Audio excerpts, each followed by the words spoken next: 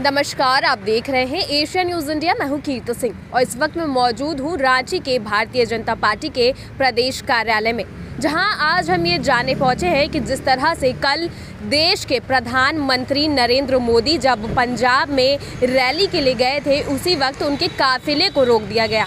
ये बहुत ही शर्म की बात है कि देश के प्रधानमंत्री जिनके काफिले को सड़क पर रोका गया।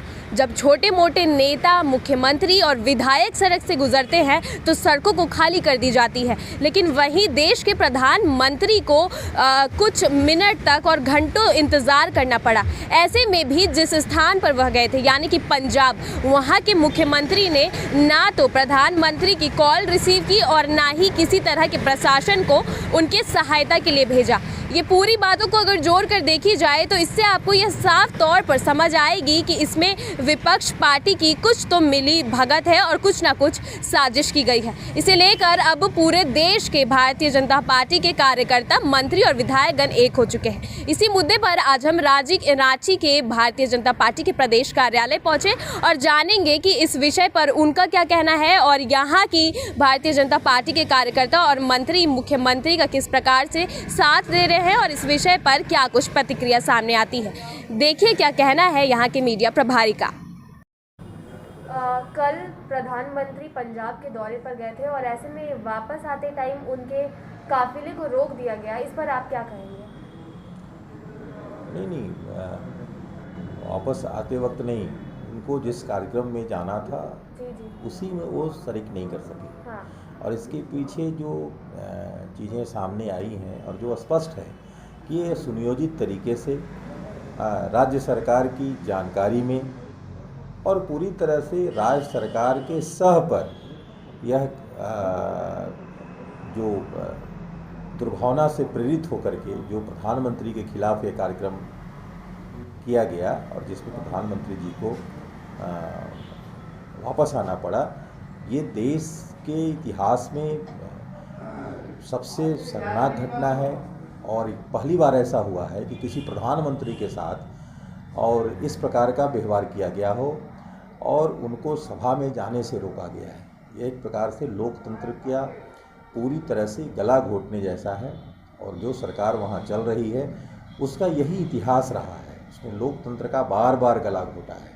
इसलिए ऐसे सरकार को सबक सिखाया जाना चाहिए, जो दोषी पदाधिकारी हैं उनको दंडित किया जाना चाहिए, और नहीं तो ऐसे सरकार का बने रहना उस राज्य के लिए और देश के लिए बहुत ही घातक है। लोकतंत्र के लिए यह बहुत ही गलत परंपरा की शुरुआत हो रही है और इस पर अविलंब रोक लगाई जानी चाहिए। केंद्र सरकार को भी इस पर पहल करनी चाहिए और बाद में इस प्रकार की घटनाओं की पुनरावृत्ति नहीं हो, इसके लिए सख्त कदम उठाए जाने चाहिए। आपको क्या लगता है कि इसमें कांग्रेस की सोची समझी साजिश थी कि जिस तरह से ये पूरी घटना हुई है? मैंने पहले ही कहा कि जो सरकार वहाँ चल रही है उसके बिना सह के, बिना उसके तवज्जो के इस प्रकार की बात नहीं हो सकती है। प्रधानमंत्री की सुरक्षा में कई लेयर की सुरक्षा होती है, उसमें राज्य पुलिस की भी भूमिका है।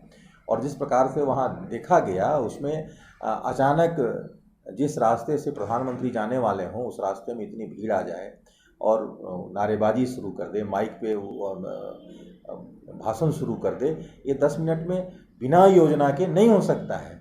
कहीं न कहीं से प्रधानमंत्री के रूट को लीक कराया गया, लीक करा करके इस प्रकार की योजना बनाई गई और ये प्रधानमंत्री को ऐसा करने के लिए, ऐसा उनके साथ व्यवहार करने के लिए ऐसी रचना बनाई गई सुनियोजित तरीके से।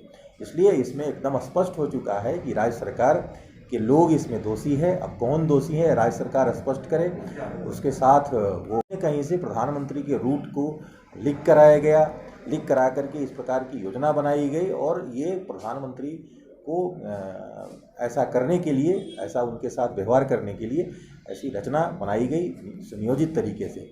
इसलिए इसमें एकदम स्पष्ट हो चुका है कि राज्य सरकार के लोग इसमें दोषी है। अब कौन दोषी है राज्य सरकार स्पष्ट करे, उसके साथ वो सख्ती बरते और नहीं तो राज्य सरकार के खिलाफ ही केंद्र सरकार कार्रवाई करे।